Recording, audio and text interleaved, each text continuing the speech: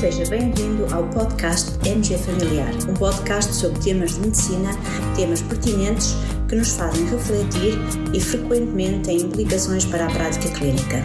E damos as boas-vindas ao nosso anfitrião, professor Carlos Martins. Hoje vamos falar sobre a síndrome inflamatória multissistémica pediátrica associada à Covid-19. E vem este tema a propósito de um artigo publicado no passado fim de semana pelo jornal britânico The Guardian, que refere que os hospitais pediátricos do Reino Unido têm vindo a registar o internamento de cerca de 100 crianças por semana desde o início de janeiro com esta síndrome, ou seja, no contexto desta segunda vaga. Este facto torna-se relevante porque compara com o valor que se observou na primeira vaga e que foi de apenas 30 crianças internadas por semana. Por que é que isto é importante para nós, médicos de família e pediatras, em Portugal, neste momento?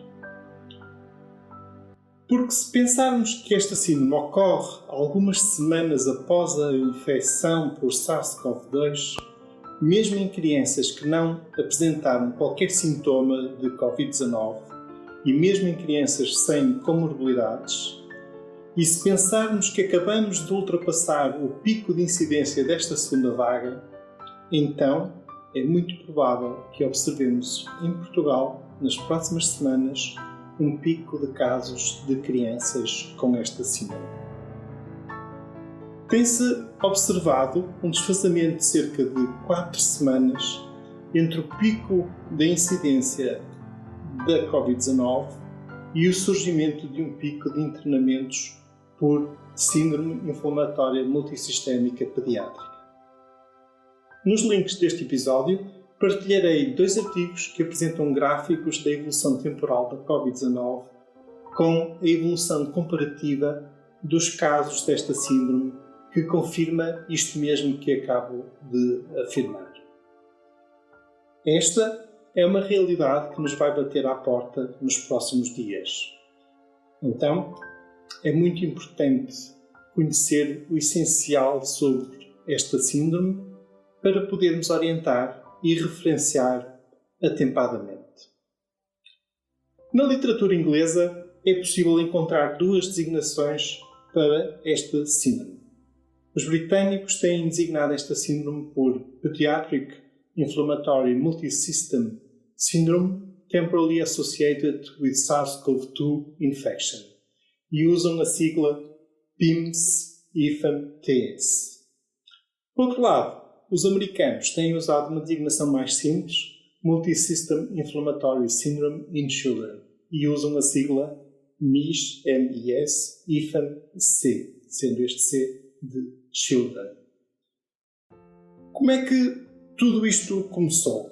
Como sabem, a Covid-19 em crianças apresenta-se normalmente como uma doença leve e, muitas vezes, a infecção até é totalmente assintomática.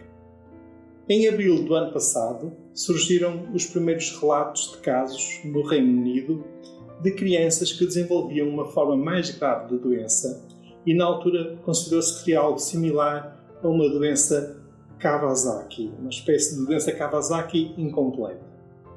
Depois disso, foram já publicados artigos com uma caracterização epidemiológica de séries de casos de crianças com estes quadros mais severos e várias entidades desenvolveram então os critérios de definição de um caso desta síndrome.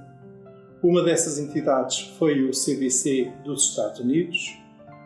Outra entidade foi a própria Organização Mundial de Saúde, a OMS. De acordo com a OMS, para se considerar um caso de síndrome inflamatória multissistémica, a criança deve cumprir os seguintes 6 critérios. Critério 1, ter idade de 0 a 19 anos. Critério 2, apresentar febre há 3 ou mais dias. Critério 3, apresentar sinais clínicos de envolvimento multissistémico, pelo menos 2 dos seguintes sistemas. Por exemplo, pode ser a pele e conjuntivas, a criança apresentar erupção cutânea, conjuntivite bilateral não purulenta ou sinais de inflamação mucocutânea, oral, mãos, pés. Outro pode ser a criança apresentar hipotensão ou choque. Outro sistema afetado, sistema cardíaco, no fundo, a criança apresenta sinais de patologia cardíaca, por exemplo, pericardite, patologia valvular ou anomalia das doenças coronárias, incluindo achados ecográficos ou troponina elevada. A criança apresentar evidência de coagulopatia, por exemplo, tempo de protrombina ou APTT prolongado ou dedímeros elevados, ou ainda apresentar sintomas de patologia gastrointestinal aguda, diarreia, vômitos ou dor abdominal.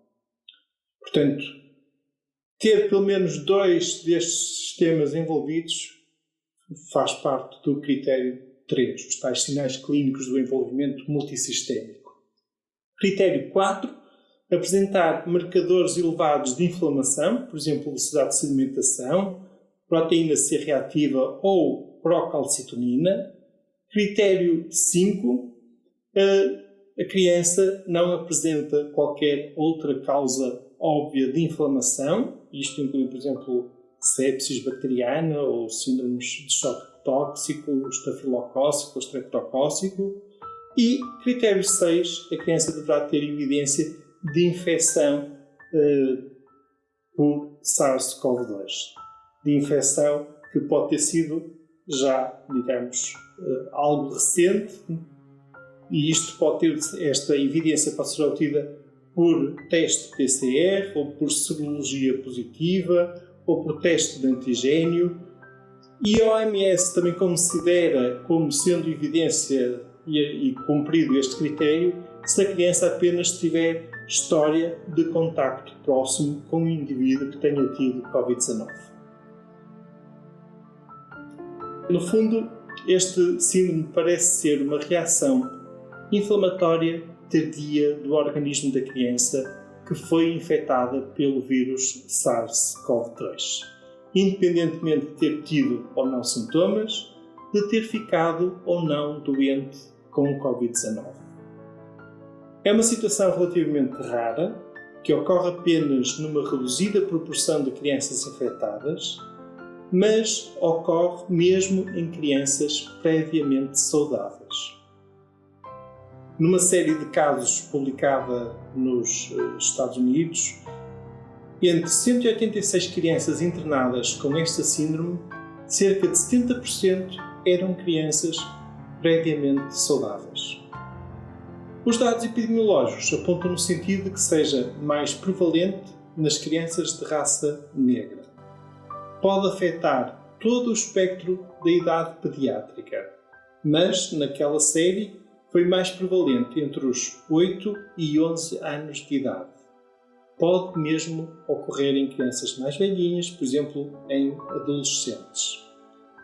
A boa notícia é que, embora estas crianças necessitem de tratamento e internamento hospitalar, muitas delas em cuidados intensivos, o resultado, na grande maioria dos casos, é bom e a evolução no internamento é muito positiva.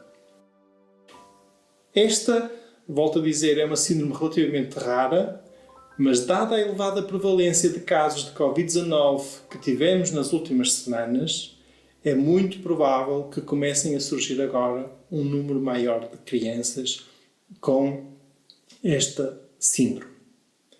Portanto, por estes dias, devemos estar muito atentos aos casos de crianças que nos surjam com febre, sobretudo se há mais de 3 dias, rasgo cutâneo, manchas vermelhas ou pápulas, vômitos, diarreia, olhos vermelhos com sinais de conjuntivite não purulenta, dor no peito, e esta dor no peito tem mais a ver com a patologia cardíaca e é mais preocupante nesse sentido, provavelmente por questões respiratórias, ou então sim, também sinais de dificuldade respiratória.